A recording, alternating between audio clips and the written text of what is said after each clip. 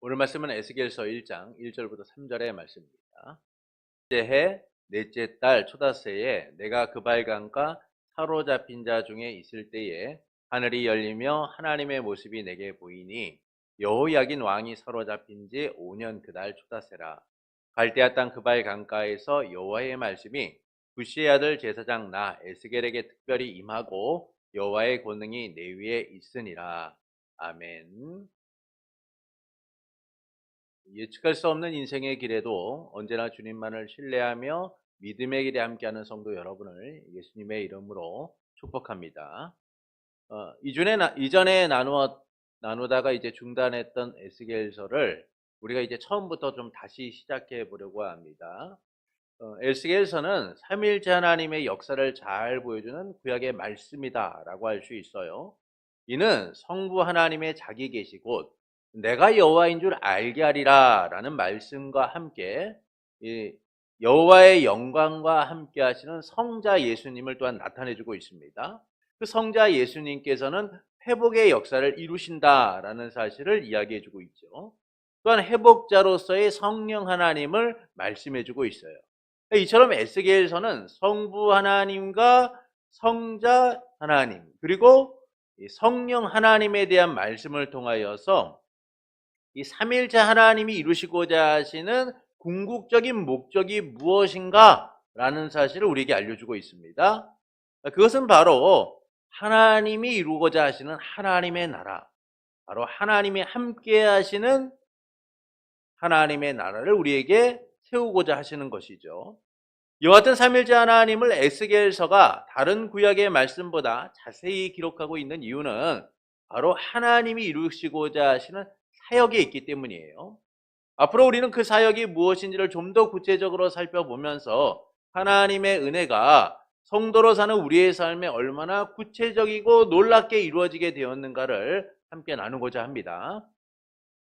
에스겔의 이름은 하나님이 강하게 하신다라는 뜻이죠. 그는 제사장 부시의 아들입니다. 예루살렘의 유력한 제사장 가문의 자녀였던 그는 바벨론의 2차 유대 침공 때 포로로 잡혀가서 그발강가에서 가까운 델 아비벳에 정착하여 살게 돼요. 이 그발강가는 바벨론의 유브라데 강과 연결되어 있는 151km 정도 되는 대운하입니다. 이 당시 포로로 끌려간 유대 사람들은 이 대운하 공사에 투입되게 되었어요. 그 중에 한 사람이 바로 오늘 본문에 나오는 에스겔입니다. 지난날의 각오를 뒤로한 채 하루하루 대운하 공사에 투입되는 에스겔의 삶은 참으로 힘들고 고단한 삶이었죠. 사람들이 그를 인정하고 따르기는 했지만 그는 여전히 사로잡힌 자였다라는 거예요. 포로된 자였죠. 변하지 않는 현실에 묶여있는 인생이었다라는 겁니다. 풀리지 않는 매듭처럼 매여있는 인생이었던 거예요. 사로잡힌 자 중에 있을 때에 사로잡힌 자 중에 있을 때라는 그의 고백처럼 그는 사로잡힌 자이고 포로된 자이고 묶여있는 인생이었다는 겁니다. 그런데 왜 하나님은 많은 사람들 중에서 에스겔에게 임하신 걸까요? 보다 자유롭고 편하게 활동할 수 있는 많은 사람들이 있었을 것인데 왜 하나님은 포로된 에스겔에게 임하신 걸까요? 이를 통하여서 말씀하시는 바는 무엇일까요? 매여 있다라는 것은 제한되고 구속받음을 말합니다. 특히 자유가 제한된 삶은 그 자체로 고통일 수밖에 없죠. 그들은 아무것도 할 수 없는 존재인 거예요. 묶여다니고 끌려다니는 인생이기 때문에 내 의지와 자유대로 살아갈 수 없는 구속된 인생인 거죠. 18세의 나이에 유다의 왕이 된 여호야긴은 왕이 된 지 석 달 만에 바벨론의 포로로 끌려가서 감옥에 갇히게 됩니다. 누구보다 자유롭고 무엇이든 할 수 있었던 그는 모든 것을 잃고 감옥에 갇힌 삶이 되었어요. 날마다 자유를 꿈꾸며 버텼지만 삶은 달라지지가 않았습니다. 여전히 그는 구속된 삶을 살아야 했고 무려 감옥에 37년 동안 갇힌 그런 인생이었던 거예요. 여러분, 왕으로 살았던 사람이 감옥에서 37년 동안 살면 어떤 마음이 들겠습니까? 무기력하고 무능력한 상태에 돌입하겠죠. 그러니까 이처럼 여호야긴은 왕이었다가 석 달 만에 포로된 자가 되었고 죄수가 되어 감옥에 갇혀서 37년 동안 살게 됩니다. 이후에 바벨론 왕 엘브로닥의 명으로 인하여 감옥에서 나와서 그 왕권이 회복되기는 하지만, 그리고 자유로운 삶을 살기는 하지만, 그는 37년 동안 자유가 억압된 삶을 살게 되죠. 이처럼 제한되고 구속된 삶이란 무기력한 삶인 거예요. 이 점에서 에스겔 또한 이 제한된 삶을 사는 무기력한 존재다라는 사실을 우리가 말씀을 통하여 발견하게 됩니다. 에스겔은 함께 포로된 자들과 함께 대운하공사에 매일 투입되는 사람이었어요. 그에게 희망이란 기대할 수 없는 거예요. 세상이 바뀌지 않는 한 그들의 삶도 환경도 터전도 바뀌어질 수가 없는 거죠. 왜냐하면 그들은 포로된 사람들이죠. 포로의 삶이 어떤 삶입니까? 자유가 구속된 삶이에요. 자기의 의지나 뜻대로 할 수 있는 게 아무것도 없어요. 그냥 끌려다니는 인생인 거예요. 그런데 에스겔에게 하나님이 임하신 거예요. 그가 대단해서 제사장 가문이어서 탁월하기 때문에, 제사장이기 때문에 하나님이 임하신 게 아니에요. 에스겔의 형편은 아무것도 할 수 없는 상황입니다. 그가 자유자라면 뭐 여러 시도를 할 수가 있겠죠. 나름대로 꿈도 가질 수 있었을 거예요. 한때 고난받는 민족에 대한 꿈을 가졌던 젊은이가 있습니다. 이집트 왕의 폭정에서 시달리는 민족의 아픔을 으로 인하여 너무나 아파했던 사람. 그래서 그는 사랑하는 민족이 자유롭게 왕래하기를, 자유롭게 생활하기를, 자유를 회복하기를 꿈꿨어요. 그러나 그의 꿈이 무너지죠. 이집트 왕자로 장성하여 이제 이스라엘 백성을 위해 일을 하고자 했지만 그는 실패자가 됩니다. 이스라엘 백성을 괴롭히는 이집트의 관리를 죽인 일로 인하여 그는 이스라엘 백성에게도조차 환영받지 못하는 사람이 되었죠. 그래서 그는 이집트 왕을 피해 도망자가 됩니다.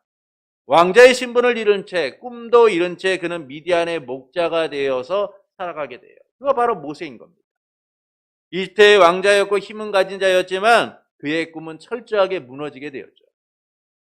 이처럼 꿈을 꾼다라는 것은 쉬운 일이 아니에요.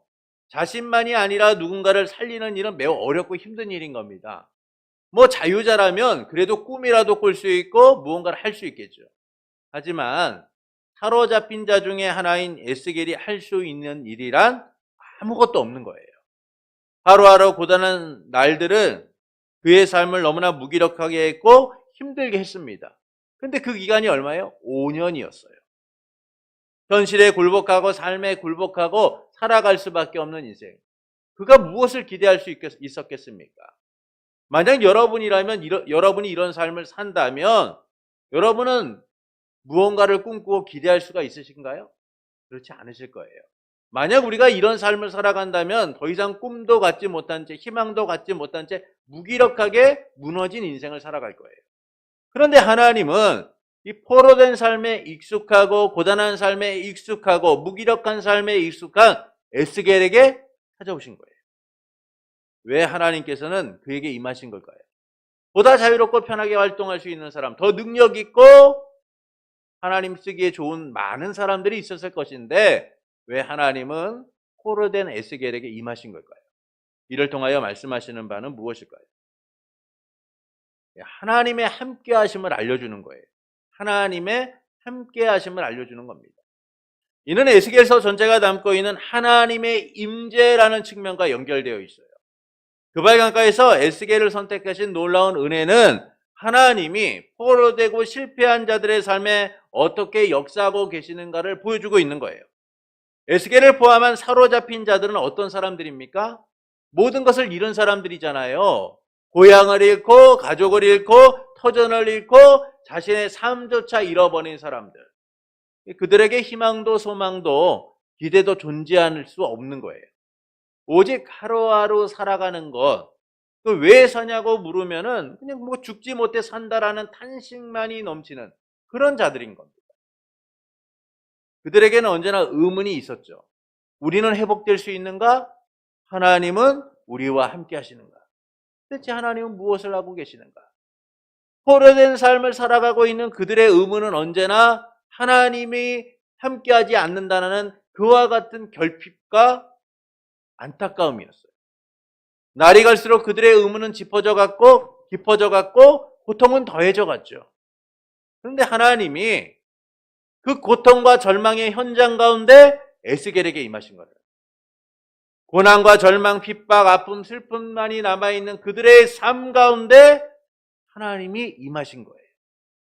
이를 본문 1절부터 3절은 이렇게 말씀합니다. 본문을 보시겠습니다. 1절부터 3절입니다. 본문 1절부터 3절입니다. 우리 말씀을 함께 읽겠습니다. 30째 해 넷째 달 초다새에 내가 그발강가 사로잡힌 자 중에 있을 때에 하늘이 열리며 하나님의 모습이 내게 보이니 여호야긴 왕이 사로잡힌 지 5년 그달 초다새라. 갈대아 땅 그발강가에서 여호와의 말씀이 부시의 아들 제사장 나 에스겔에게 특별히 임하고 여호와의 권능이 내 위에 있으니라. 하늘이 열리고 하나님의 모습이 내게 보였다.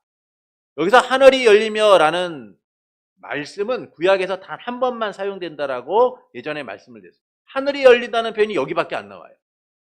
이는 모든 것이 막히고 어느 곳에서도 눈을 들 수 없는 이 절망적인 상태, 그런 상태 가운데 하늘이 열렸다는 거예요. 여러분이 인적이 드문 깊은 산 웅덩이에 여러분이 빠져 있는데 소리를 지르고 막 몸부림을 치고 절망과 고통 가운데 있는데 그 위에서 누군가의 손이 내려온다고 생각을 해보십시오. 그러면 그 손이 얼마나 희망적인 손이고 얼마나 큰 기쁨이 되겠어요. 여러분, 하늘이 열리고 하나님이 임재하셨다라는 이 놀라운 역사는 고통과 절망의 현실을 살아가는 모든 이들에게 희망의 메시지를 선포하고 있는 거예요. 우리의 삶이 고통과 절망의 현실이지만 하나님은 우리의 어떤 상황에서든 함께 하시는 분이다. 우리는 지금 그것을 보지 못하고 경험하지 못하고 살아가는 것 같지만 하늘이 열리는 것 같은 놀라운 역사를 통해서라도 주님은 우리와 함께 하기를 원하십니다. 에스겔이 하늘에 열리고 그에게 하나님의 권능이 임한 것은 그가 탁월하고 대단하기 때문이 아니에요. 하나님은 고난과 아픔, 이 처절한 삶의 터널을 지나가는 그의 백성들을 향해 언제나 함께 하시며 일하시는 분이다 라는 사실을 알려주는 거예요. 여러분, 이것은 하나님의 임재에 대한 희망적인 메시지인 거예요. 이 임재가 얼마나 놀랍게 고난과 고통에 있는 백성들에게 이루어지게 될 것인가 라는 그 출발점, 위대한 선포가 오늘 하늘이 열리고 여호와의 권능이 에스겔에게 임하였다라고 선언하고 있는 것입니다. 이와 같은 하나님의 임재는 우리의 평안하고 안식할 때만 이루어지는 게 아니에요. 우리가 어떤 상황과 처지에 있건 하나님은 우리와 함께하고 계시다라는 겁니다. 이 점에서 하나님의 임재에 대한 구체적인 적용을 말씀하는 것이 에스겔서인 거예요. 에스겔서는 회복, 곧 하나님의 함께하심에 대한 회복을 우리에게 이야기해주고 있는 겁니다. 그래서 본문 3절에는 샴이라는 히브리어 단어가 나와요. 샴. 이 샴이라는 단어는 거기에 그곳에 라는 뜻이에요. 거기에 그곳에. 이를 3절은 해석하지 않았지만 이를 제대로 번역하면 갈대아 땅 그발강가에서 여호와의 말씀이 부시의 아들 제사장 나 에스겔에게 특별히 임하고 거기에서 여호와의 권능이 내 위에 있으니라. 어디에서 여호와의 권능이 임한 거예요? 그발강가예요.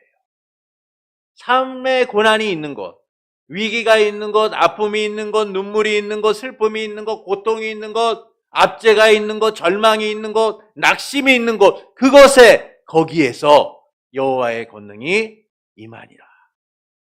이와 같은 하나님의 임재의 절정을 에스겔서 48장 35절은 이렇게 설명해 주고 있어요. 하늘이 열리고 하나님의 권능이 임한 이 임재의 사건이 어떻게 놀라운 결말을 맺는가? 에스겔 48장 35절은 이렇게 말합니다. 그 사방의 합계는 18,000척이라 그날 후로는 그 성읍의 이름을 여호와 삼마라 하리라. 여호와 삼마는 하나님이 함께 하신다는 뜻이에요. 거기에서라는 샴이라는 단어가 이 에스겔서 마지막 장에 쓰이는데 여호와 샴마, 하나님이 함께 하신다라고 설명해 주고 있는 것이죠. 하나님의 새로운 도성, 하나님의 영원한 성전에서 여호와 삼마, 하나님이 함께 하신다는 겁니다.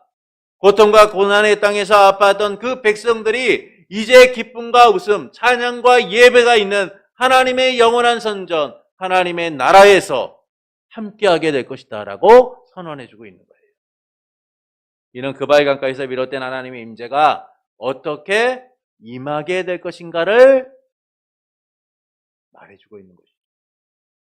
그렇게 거기에서 여호와의 권능이 임하셨다라는 것은 에스겔만이 아니라 모든 이들, 하나님의 택함 받은 이들이 그곳에 하나님이 함께하고 계심을 의미하고 있는 거예요. 그바의 강가에서 임한 하나님의 임재는 에스겔만이 아니라 사로잡힌 그의 백성들, 더 나아가 우리에게까지 하나님의 임재가 이루어지게 될 것이다라는 사실을 알려주고 있는 것이죠. 이 놀라운 말씀의 성취를 위해서 바로 이 땅에 예수 그리스도가 오신 거예요. 하나님의 영광과 함께 하셨던 성자 하나님이 오신 거예요. 에스겔서가 뭐라고 말씀드렸습니까? 성부 하나님과 하나님의 영광과 함께 하셨던 성자 하나님과 그리고 회복을 이루어가시는 성령 하나님에 대하여 말씀한다고 그랬잖아요. 그 성자 하나님께서 어디에 임하신 거예요? 이 땅 가운데 임하신 거예요. 그분은 죄에 익숙하고 죄의 노예가 되었으며 죄와 함께하기를 즐겨하는 우리를 구원하시고자, 죄와 사망의 그늘에 앉아 고통하는 우리를 구원하시고자 절망과 낙심의 현장에서 낙담하고 슬퍼하고 포기하며 살아가는 우리를 구하고자 모든 것이 맡긴 현실 가운데, 절망만이 남아있는 이 세상 가운데 하늘을 열고 이 땅 가운데 참 인간으로서 성육신 하신 거예요. 누구도 상상할 수 없었던 위대한 역사가 죄인된 우리를 위하여 이루어지게 된 거예요. 성육신 하신 예수님께서 그분의 보혈로 우리의 죄를 씻으시고 무너진 우리를 이렇게 세워 하나님의 성전, 교회가 되게 하셨어요. 영원히 우리와 함께 하시며 우리의 주가 되시고 우리의 형제가 되셨으며 우리의 전부가 되셨어요. 예수님의 오심을 통하여 우리에게 이루어진 이 위대한 역사를 마태복음 1장 23절은 이렇게 설명합니다. 보라, 처녀가 잉태하여 아들을 낳을 것이요 그 이름을 임마누엘이라 하리라 하셨으니 이를 번역한즉 하나님이 우리와 함께 계시다 함이라. 하나님이 우리와 함께 계시다. 여러분, 이 말씀대로 예수님은 이 땅에 오셨고 우리와 영원히 함께 하시고자 역사하신 거예요. 이를 에베소서 2장 5절부터 6절, 22절은 우리가 예수님과 어떻게 함께하게 되었는가를 자세하게 설명해 주고 있습니다. 말씀을 좀 찾아보시죠. 에베소서 2장입니다. 에베소서 2장 먼저 찾아보시겠습니다. 에베소서 2장 5절부터 6절입니다. 에베소서 2장 5절부터 6절입니다. 찾으셨으면 함께 읽겠습니다. 허물로 죽은 우리를 그리스도와 함께 살리셨고 너희는 은혜로 구원을 받은 것이라. 또 함께 일으키사 그리스도 예수 안에서 함께 하늘에 앉히시니. 22절도 함께 읽겠습니다. 너희는 성령 안에서 하나님이 거하실 처소가 되기 위하여 그리스도 예수 안에서 함께 지어져 가느니라. 자, 이처럼 우리는 예수님과 함께하게 되었어요. 어떻게 함께하게 됐습니까? 그리스도와 함께 하나님이 살리셨고 함께 일으키셔서 그리스도 안에서 함께 하늘에 앉히셨다는 거예요. 어디에 앉히셨어요? 하늘에 앉히신 거예요. 지금 우리가 이 땅 가운데서 살아가고 있지만 우리는 어디에 있는 거예요? 주 예수 그리스도와 하늘에 함께 있는 거예요. 하나님의 나라에 함께 거하며 하나님 나라 백성으로 살아가고 있는 것이죠. 그래서 우리가 어떻게 되는 겁니까? 예수 안에서 함께 지어져 가는 거예요. 여러분, 이 함께라는 말이요, 얼마나 놀라운 것인가를 우리가 되새겨 볼 필요가 있어요. 여러분, 인간은 주님과 함께 할 수 없었어요. 거룩하신 하나님과 함께 한다는 것은 생명을 걸지 않고는 불가능한 거예요. 그런데 주님이 우리와 함께 하시고자 하늘을 여시고 이 땅 가운데 오신 거예요.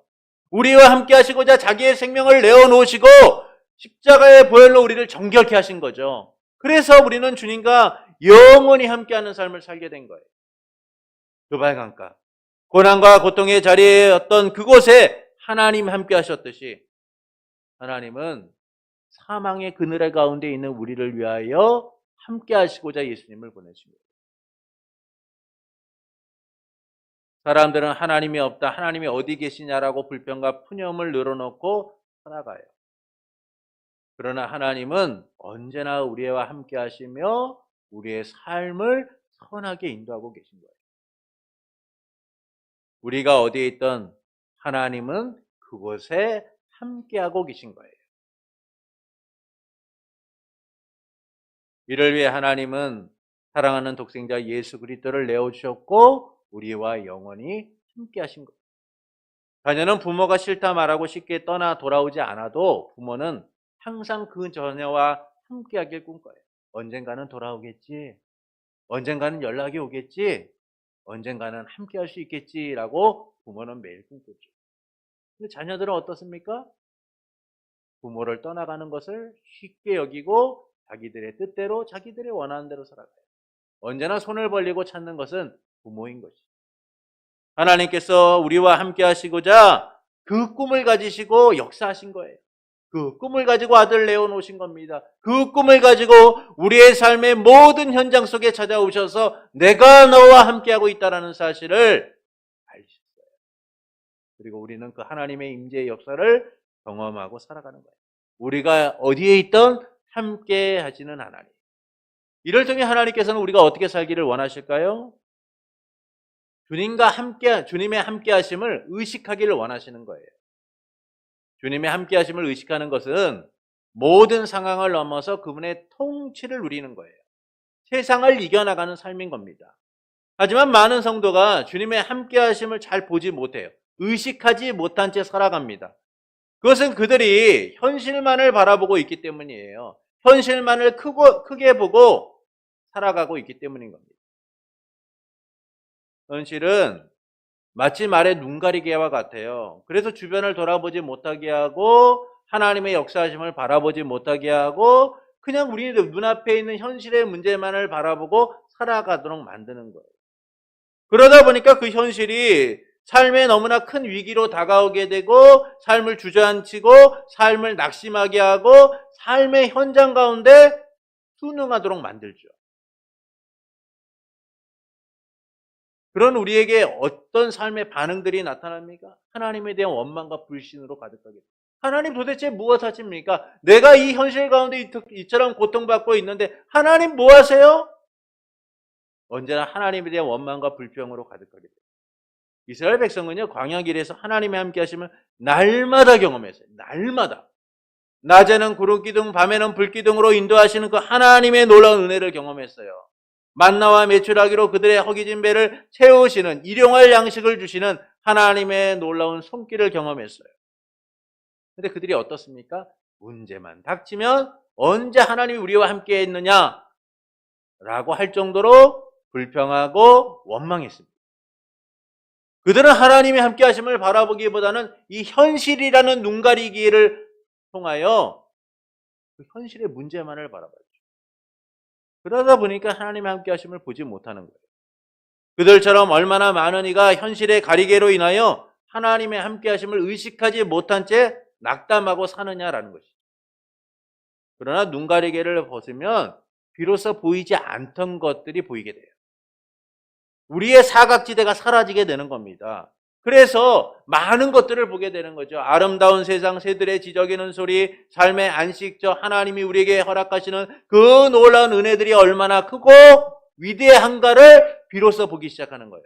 아, 하나님이 내 인생을 이처럼 놀랍게 인도하셨구나. 나의 삶을 이렇게 선하게 인도하시는구나. 내 이 고난과 아픔의 현장 속에서 하나님이 나를 이렇게 붙드셨구나.